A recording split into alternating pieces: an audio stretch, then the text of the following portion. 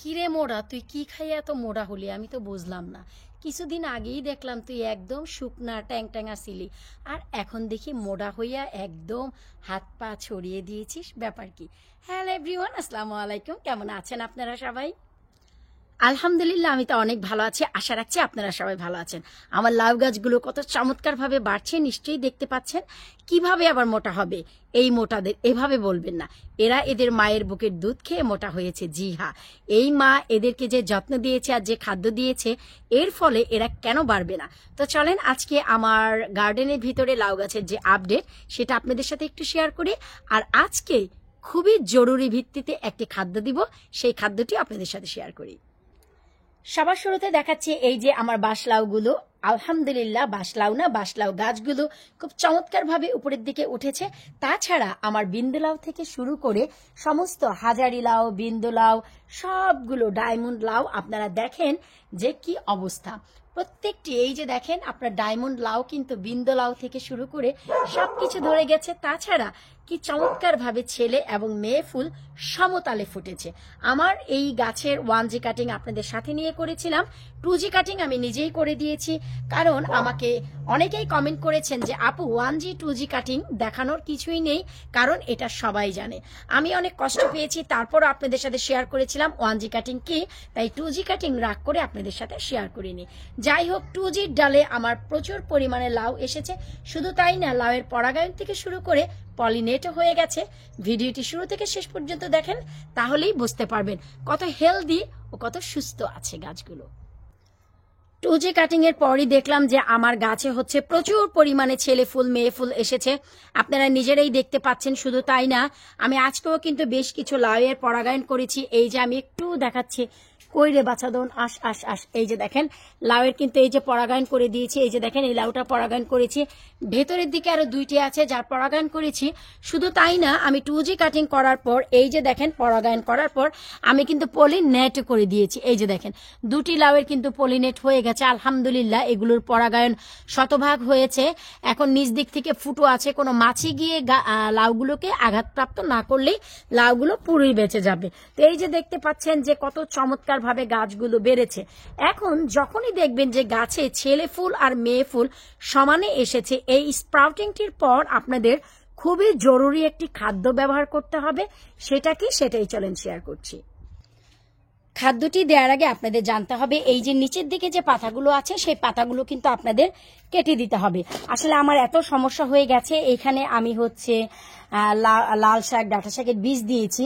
আমি একদমই যেতে পারছি না। এই যে কর্নার দিয়ে আমার বড় একটি চোকাই পাতা গাছ ছিল, যেটা হচ্ছে ট্যাঙ্গা পাতা বলে সিলেটিরা, আমরা টক পাতা বলি। তো এই যে দেখেন এটা কিন্তু আমি একদমই কেটে দিয়েছি। এই যে দেখেন, তো এখন এই সাইড দিয়ে আমি একটু জায়গা রেখেছি, যার জন্য ওই যে পলিনেট করতে পেরেছি। এই যত্নগুলো আমাকে ইমিডিয়েটলি করতে হবে। নিচের দিকে পুরো একদম ওই যে মাচা পর্যন্ত দেখতে পাচ্ছেন না, ওই পর্যন্ত একদম ডগাগুলো রাখবো। যেমন কি এই যে দেখতে পাচ্ছেন, এই যে নিচের দিকে কোনো পাতা থাকবে না, আপনারা এগুলো কেটে খেয়ে নেবেন। আর এই যে উপরের দিকে মাচায় যে বড় বড় যে পাতাগুলো, লাইক এক্সাম্পল আমি আপনাদের দেখাচ্ছি। এই যে যেমন এই পাতাটি বড় হয়ে গেছে, এই পাতা, আবার এই যে মাঝখান থেকে যে বড় পাতাগুলো আছে, সেগুলো কেটে আপনারা খেয়ে নেবেন। এতে করে গাছের বৃদ্ধি কিন্তু আরো অনেক বেশি বেড়ে যাবে।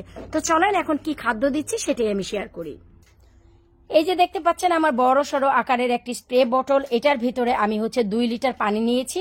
2 লিটার পানিতে আমি যেগুলো হচ্ছে বড় দানার ক্রিস্টাল অ্যাপসম সল্ট সেটাই নিয়েছি। এখন অনেকেই বলবেন যে ছোট দানার হলে কি সমস্যা আছে? কোনো সমস্যা নেই। বড় দানার ক্রিস্টাল অ্যাপসম সল্টে অনেক পরিমাণ ম্যাগনেসিয়ামের পরিমাণটা বেশি থাকে এবং অনেক ভালো। এই যে আমি একটু দেখিয়ে দিচ্ছি আপনাদের, এই যে প্রতি লিটার পানির জন্য আপনাদের 1 চা চামচ করে অ্যাপসম সল্ট দিতে হবে। আর এই হচ্ছে বড় দানার অ্যাপসম সল্ট। এখন পার্থক্যটা আমি বলে দিচ্ছি, আপনারা নিজেরাই বুঝতে পারবেন। ব্রাউন সুগার যেটা, সেটাও কিন্তু সুগার। হোয়াইট সুগার যেটা, লাল চিনিও চিনি, সাদা চিনিও চিনি, দুটাই খাবার মিষ্টি করে। কিন্তু লাল চিনিতে কিন্তু একদম পুরোপুরি গুণগত মানটা থাকে, আর সাদা জিনিসে কিন্তু রিফাইন করা থাকে, সেখানে কিন্তু গুণগত মান কিছুই থাকে না, সব থাকে ফেক।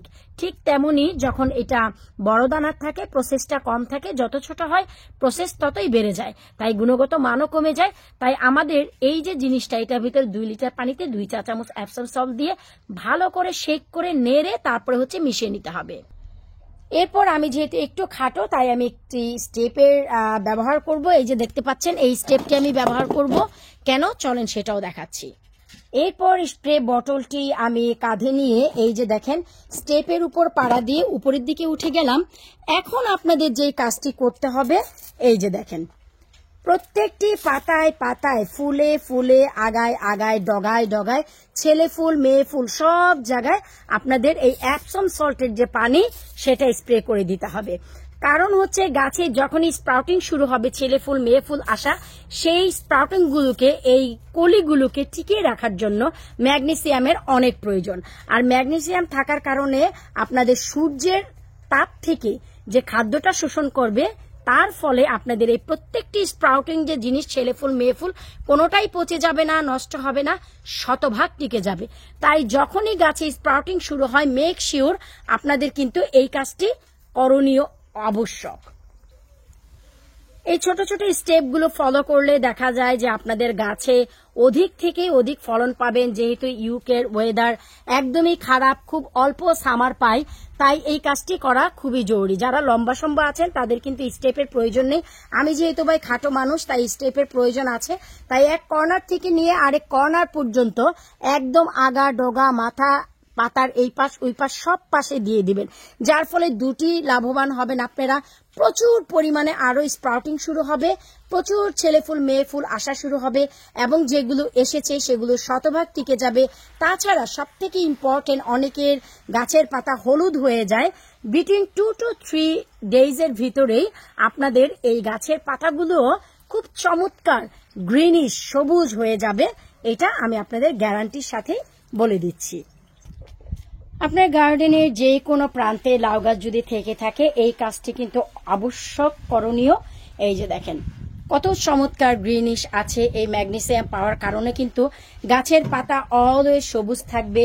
নাইট্রোজেন বুস্ট করলে আপনার গাছের পাতা যেমন গ্রিন থাকে, ঠিক তেমনি এই ম্যাগনেসিয়াম দেওয়ার কারণে কিন্তু গাছের পাতা ঠিক এতটাই আপনার গ্রিনিশ থাকবে।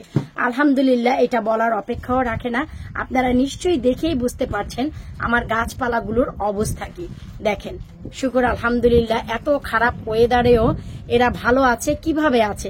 অনেক সময় হয় না যে আমরা অনেক ঠান্ডা স্নোতে আইসে বরফেও ইউকেতে বেঁচে থাকি। কিভাবে থাকি?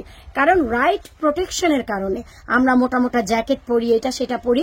তো গাছের জন্য হচ্ছে এটা একটা আবরণ, এই যে দিয়ে দিচ্ছেন না, এটা একটা আবরণ। এর রং রূপ সবকিছু টিকিয়ে রাখার জন্য, গাছে স্প্রাউটিং বাড়ানোর জন্য এবং স্প্রাউটিং গুলো কলিগুলোকে ছেলে ফুল মেয়ে ফুলগুলোকে টিকিয়ে রাখার জন্য খুবই জরুরি হচ্ছে এই ম্যাগনেসিয়াম। আর এটা পেয়ে যাবেন আপনারা অ্যাপসম সল্টে। আপনাদের এটা দিতে হবে মাসে 2 বার, 2 বারের বেশি স্প্রে করার কোনো প্রয়োজন নেই। প্রয়োজন হলে যারা একদম নতুন গার্ডেনিং করছেন ডায়েরিতে লিখে রাখবেন যে কোন কোন তারিখে আপনারা দিচ্ছেন, কারণ বেশি দিলে কিন্তু আবার গাছের ক্ষতি হয়। এটা অবশ্যই মাথায় রাখবেন। এই ছোট ছোট স্টেপগুলো ফলো করলেই আপনাদের অনেক পরিমাণে লাউ আপনারা পাবেন। শুধু তাই না, যে কোনো গাছে ফলন দ্বিগুণ করতে আপনাদের এই ম্যাগনেসিয়ামের প্রয়োজন। যখনই গাছে স্প্রাউটিং শুরু হবে, কলি আসা শুরু হবে ছেলে ফুল মেয়ে ফুল, তখনই গাছের প্রুনিং মোস্ট ইম্পর্টেন্ট। আর প্রুনিং করতে হয় শুধু টমেটো গাছে, মরিচ গাছে আর বেগুন গাছে, এই 3টি গাছে। আর লাউ বলেন, শিম বলেন, করলা, ঝিঙ্গা, দুন্দুল, বরবটি, লতালো গাছে হয় কাটিং। এগুলিকে প্রুনিং না, এগুলিকে আবার কাটিং বলে। 1G cutting, 2G cutting, 3G cutting. আর মরিচ গাছে হয় 3G অ্যান্ড 5G কাটিং। এই জিনিসগুলো যদি ফলো করেন আপনাদের গাছেও অনেক চমৎকার ফলন পাবেন। আমি তো ভাই পরিশ্রম দেই শুধু এই আমার আঙ্গিনাটা সবুজে সবুজে ভরে ওঠার জন্য। ভিডিওটি কার কেমন লাগলো, কে কতটুকু উপকৃত হয়েছেন, ভিডিওর নিচে কমেন্ট করতে একেবারেই ভুলবেন না। যারা জানেন সবকিছু একবার ঝালাই করে নেবেন, আর যারা জানেন না ভিডিওটি অবশ্যই শুরু থেকে শেষ পর্যন্ত দেখেই শেষ করবেন। আল্লাহ হাফিজ।